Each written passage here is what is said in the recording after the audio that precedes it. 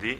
Да, всеки, който приключи това състезание, може да отиде на плаж. Или да покара уейкборд. Да или покара моноски. уейкборд, или моноски, или водни ски, кой каквото реши. Публиката също може и тя да се метне в водата. И ето вече се намираме в последните етапи на тази серия. Угасна мотора на Колю Карастоянов. Замаги се на завода след рулетката. И какъв мал шанс. Мал шанс за Колю Карастоянов. Успя бързо да запали. Има стартер той на своя КТМ. Но Виктор Христов го изпревари и вече е доста напред. Да видим какво ще се случи в тази серия. Кара насигурно през цялото време Колю Карастоянов, но направи грешка.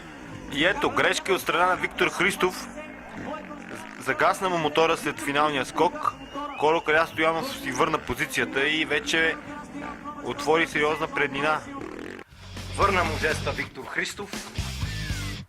Измори се като че ли Виктор. Ето на нашите екрани Колю Карастоянов преминава внимателно през рулетката. Тук сме в края на серията вече. Простите с продължаване в следващия етап на състезанието Виктор. Имаше той своя шанс след грешката на Колю Карастоянов.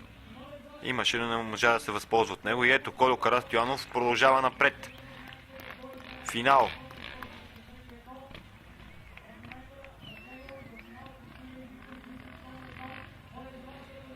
Огромна е преднината на Колю спрямо Виктор.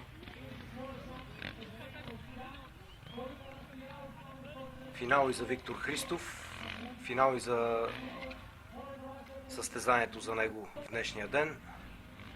Приключва той. Спокойно ще може да отиде да се метне в езерото и да изпие една бира от тук нататъка. Със сигурност ще го направи.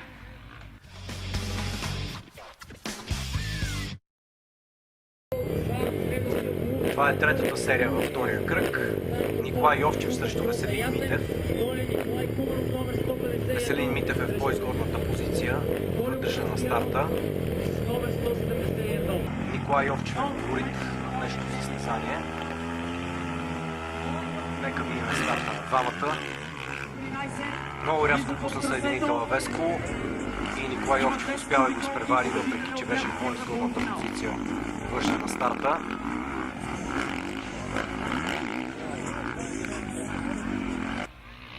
Да видим какво ще стане.